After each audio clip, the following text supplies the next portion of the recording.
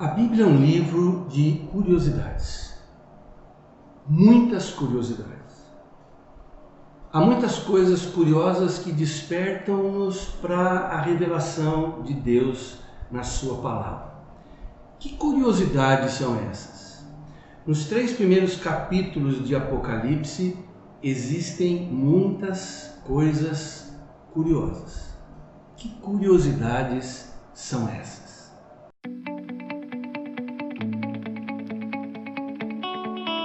Olá, eu sou o Sérgio Marcos, seja bem-vindo a mais um vídeo da Vida em Cristo. Se você é novo por aqui, por favor, se inscreva no canal, curta nossa página no Face, compartilhe com seus amigos, irmãos da igreja. Esse é mais um vídeo da série Apocalipse Sem Medo.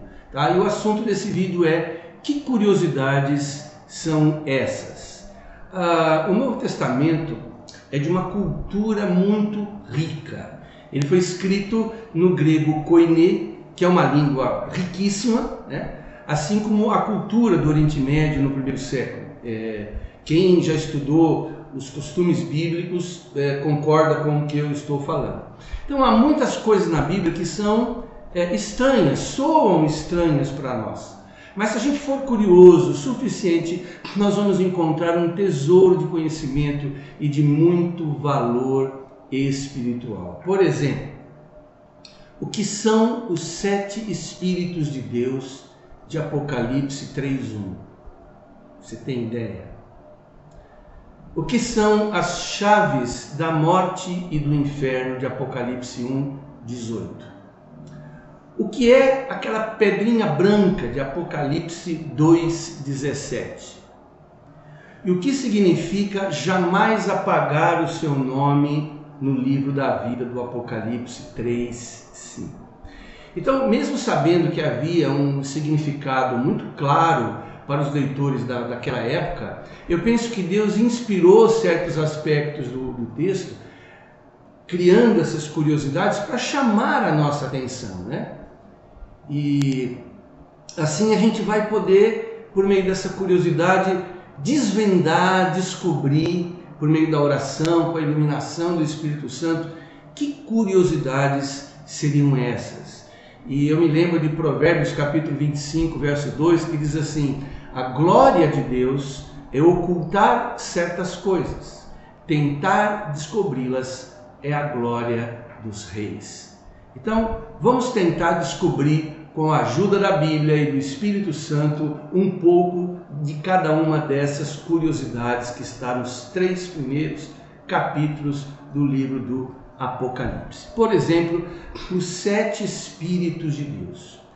Eu às vezes fico me perguntando, né, se para algumas pessoas é difícil entender a Trindade, Pai, Filho e Espírito Santo, imagine entender o que seriam os 7 Espíritos de Deus. Então, estudiosos acreditam que a melhor tradução seria espírito sétuplo ou espírito de 7 aspectos. Fica mais fácil entender esses 7 Espíritos de Deus com a ajuda de Isaías capítulo 11, no versículo 1 e versículo 2. Olha que interessante: do tronco de Jessé sairá um rebento, e suas raízes um renovo. Repousará sobre ele o Espírito do Senhor, o Espírito de sabedoria e de entendimento, o Espírito de conselho e fortaleza, o Espírito de conhecimento e temor do Senhor. Esses são 7 aspectos presentes em Jesus e que vão se reproduzindo na vida dos seus discípulos. Esses são os 7 Espíritos de Deus, ou o 7º Espírito de Deus, que diz respeito ao seu caráter, presente em Jesus e multiplicado na vida dos seus discípulos. É um mistério, né, que um dia nos será revelado plenamente. Mas fica aqui a dica de Isaías 11, versículo 1 e 2. O que seriam as chaves da morte e do inferno? Apocalipse 1:18. Chaves são sinônimos de autoridade. Quando você entrega as chaves da sua casa ou do seu carro para uma pessoa, você está dando para essa pessoa acesso irrestrito. Então, em sua morte e ressurreição, Jesus recebe do Pai, é bom frisar isso, autoridade sobre a morte e o inferno. Muitas pessoas dizem que Jesus, após a sua ressurreição, ou depois da sua morte, melhor dizendo, tomou as chaves das mãos do diabo. Então tem livros e mais livros escritos sobre isso, músicas famosas no meio evangélico que cantam isso, mas a Bíblia em nenhum lugar diz que Jesus tirou chave alguma das mãos do diabo. Jesus detém essa autoridade sobre a morte e o inferno porque ele é o Filho de Deus. E do Pai ele recebe essa designação. Em Apocalipse 1,18, não está dito que Jesus tirou as chaves da mão do diabo. Está dizendo o seguinte: estive morto, mas agora estou vivo para todo sempre. E tenho nas minhas mãos as chaves da morte e do inferno. Então é muito importante, eu vejo que no meio cristão evangélico, especialmente no Brasil, se dá um crédito para Satanás que ultrapassa os limites da revelação da Bíblia. Jesus tem as senhas de acesso, ele conquistou isso com a morte e a sua morte de cruz, a sua ressurreição, para que todo joelho se dobre, toda língua confesse que Jesus é o Senhor. Isso é muito importante, né? Para os irmãos do primeiro século, isso representava vitória sobre a morte e a morte de todos que crescem em Jesus para a salvação. Jesus disse lá em João 5, versículo 25, em verdade vos digo, que vem a hora, e já chegou, em que os mortos ouvirão a voz do Filho de Deus, e os que a ouvirem viverão. Ele disse isso antes de ser crucificado. O Jesus que eles seguiam lá no primeiro século, nos tempos do Apocalipse que ele foi escrito, não os deixaria na sepultura, mas os conduziria ao paraíso de Deus. Lembra do que Jesus falou para um dos ladrões que estavam do seu lado na crucificação: hoje mesmo estarás comigo no paraíso.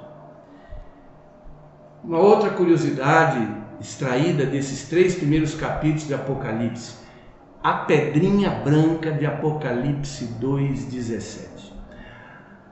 Há muitas especulações sobre essa pedrinha branca. Naquela época, pedras brancas pequenas eram usadas em tribunais, né? As pedras brancas significavam absolvição e as escuras, condenação. Então, pedras brancas também eram usadas como espécie de bilhetes de entrada. Eu ouvi recentemente aí uma pessoa num vídeo dizendo o seguinte, que também numa estalagem ou num hotel da época onde a pessoa era hospedada pela primeira vez, se ela naqueles dias que ela ficou hospedada, ela demonstrasse zelo, cuidado, ser um bom caráter, se pegava uma pedra branca, né, quebrava no meio e dava metade para esse viajante, né, e ficava metade com o dono da estalagem. E se um dia ele voltasse, né, o nome dele estaria escrito ali, juntava uma parte com a outra, se encaixasse, é porque realmente ele era aquele hóspede que deixou tudo certinho quando partiu. Isso é uma especulação, mas é algo bem provável, né? Porque na época não havia a tecnologia que a gente tem hoje. Então existe uma dupla significação aqui. Essa pedrinha poderia significar absolvição dos pecados, né? E o acesso às bodas do Cordeiro, ao abrigo de Deus, às estalagens de Deus, às moradas que Jesus foi preparar para nós. E tem mais um detalhe, né, nessa pedrinha, né? E sobre essa pedrinha escrito um novo nome, o qual ninguém conhece, exceto aquele que o recebe. Seria um mistério entre Cristo e o crente. A gente é muito tentado a vasculhar a história, a arqueologia e tentar achar um significado para certas coisas na Bíblia, porém, a palavra do Senhor diz claramente que as coisas encobertas, Deuteronômio 29, são para o Senhor. E as coisas reveladas são para nós. Onde a Bíblia se cala, nós também devemos nos calar.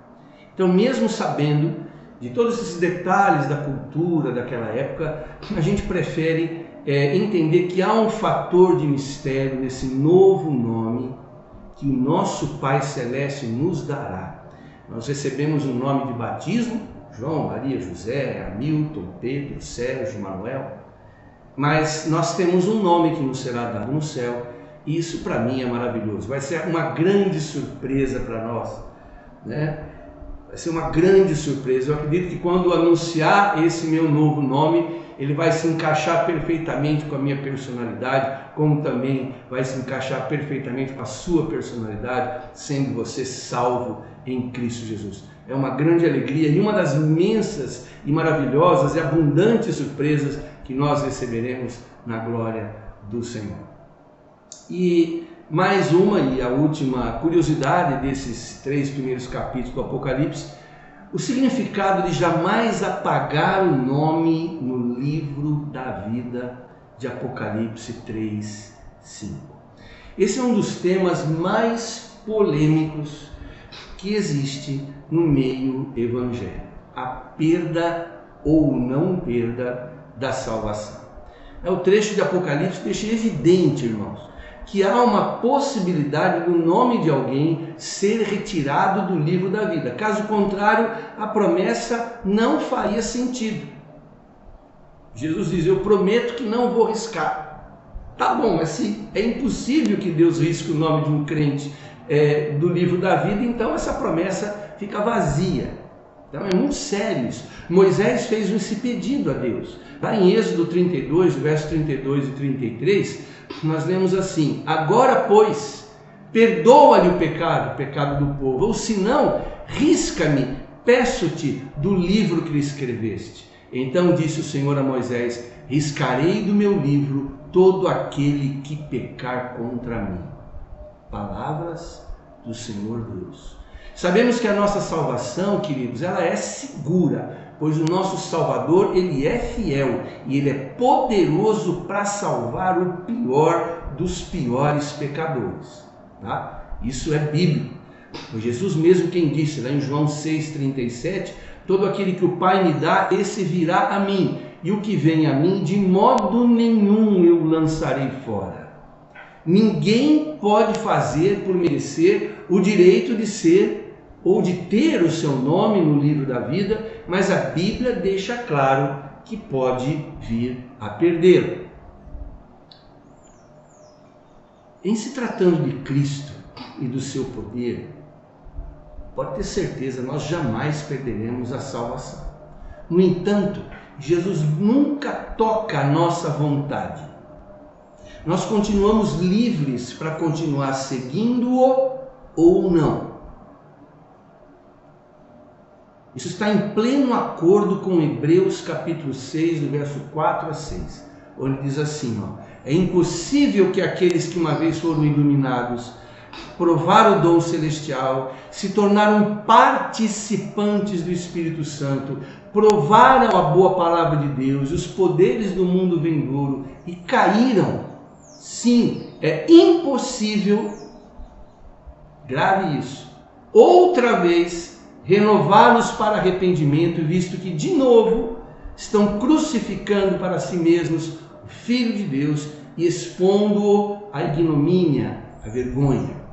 Esse verbo cair, aqueles que caíram, esse verbo no contexto original, e segundo o léxico grego da Sociedade Bíblica do Brasil, ele traz o significado de abandono de um relacionamento ou de uma associação. Então esse abandono de um relacionamento e de uma associação é plausível, ele é possível de acontecer da nossa parte, não da parte de Deus. Se uma pessoa quiser dizer não, eu não quero mais, ela simplesmente abre mão, ela é livre para fazer isso. Existe uma expressão do meio calvinista, na teologia calvinista, chamada graça irresistível.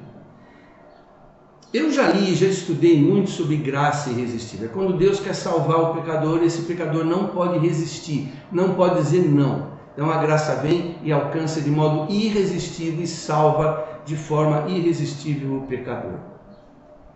Isso é passível de questionamento, tá? Mas a Bíblia afirma que é possível resistir o Espírito Santo.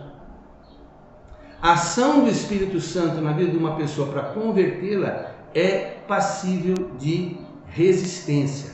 Quando Estevão dirigiu-se aos judeus que o hostilizavam, ele disse lá em Atos capítulo 7, verso 51, povo rebelde, obstinado de coração e de ouvidos, vocês são iguais aos seus antepassados. Preste atenção, sempre resistem ao Espírito Santo. O Espírito Santo pode ser resistido. Muitas pessoas o resistem. Não no dia que estão sendo evangelizados, talvez, mas o resistem lá na frente. Apostasia é uma palavra bíblica muito grave, muito séria e que deixa evidente que é possível uma pessoa abandonar a sua fé. Pois bem, mais do que meras curiosidades, essas 4 observações não foram feitas por acaso.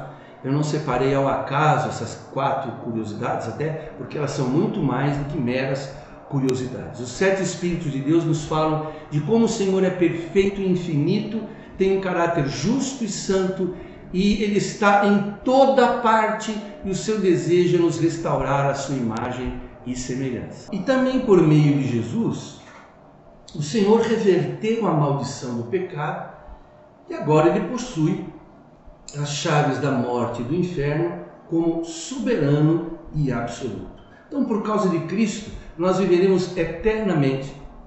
Fomos absolvidos dos nossos pecados e o nosso ingresso às bodas do Cordeiro já está garantida. Mesmo assim, é preciso vigiar e orar, buscar nossa santificação diariamente, pois o nosso nome no livro da vida depende também da nossa decisão diária de seguir a Jesus. Mateus 16, 24 diz: tome cada dia a sua cruz e siga.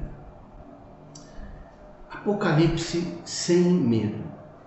As cartas às 7 igrejas da Ásia foram escritas com esse intuito: despertar os irmãos, trazê-los de volta à fé, mostrar-lhes o caminho estreito, reconhecer as coisas boas que eles faziam, mostrar os caminhos perigosos que eles trilhavam e mostrar a eles quão grande era a esperança que eles tinham em Deus. Então, o nosso foco ainda está aqui e nós precisamos dedicar bastante tempo a esses 3 capítulos iniciais do Apocalipse, que eles vão servir de base para uma nova série que a gente pretende fazer de vídeos sobre o Apocalipse. Então, o Apocalipse é um livro que promove consolo e desafio, orientação e encorajamento. Esse é o desejo do Espírito Santo. Apocalipse sem medo. Uma pessoa até fez um comentário abaixo do vídeo, de um dos nossos vídeos, dizendo assim: não existe Apocalipse sem medo. Apocalipse é amedrontador. O papel do Apocalipse é pôr medo nas pessoas. Com todo respeito a essa pessoa que fez essa consideração, aliás, eu já disse que eu respeito bastante a posição dela, eu acho bacana quando a gente interage, mas o papel do Apocalipse é consolo, é encorajamento, não é amedrontar ninguém. Se você de coração aberto e acompanhar comigo o Apocalipse, você vai concordar comigo, tá? Apocalipse 22, verso 7 diz: eis que vem em breve, feliz é aquele que guarda as palavras da profecia desse livro. Vamos orar. Obrigado a Deus por chegar ao final de mais um vídeo. Obrigado por todos esses que têm assistido, que têm acompanhado, que têm compartilhado, que têm aprendido, têm assistido 1, 2, 3 vezes, têm feito as suas anotações e têm também comentado. Que a bênção do Senhor seja sobre eles. Obrigado por mais um vídeo. Te agradeço, Pai, em nome de Jesus. Amém. Então, se você gostou desse vídeo, não esqueça de deixar o seu like, o seu joinha, fazer seu comentário, compartilhar com seus amigos. Por favor, compartilhe com os seus amigos, com os irmãos da igreja, com o seu pastor. Vamos fazer com que as pessoas leiam o Apocalipse de uma maneira diferente e aprendam realmente a ouvir a Bíblia Sagrada. Não apenas estudar, mas ouvir Deus falando pelas páginas desse livro santo. Deus te abençoe e até o próximo vídeo, se Deus assim nos permite.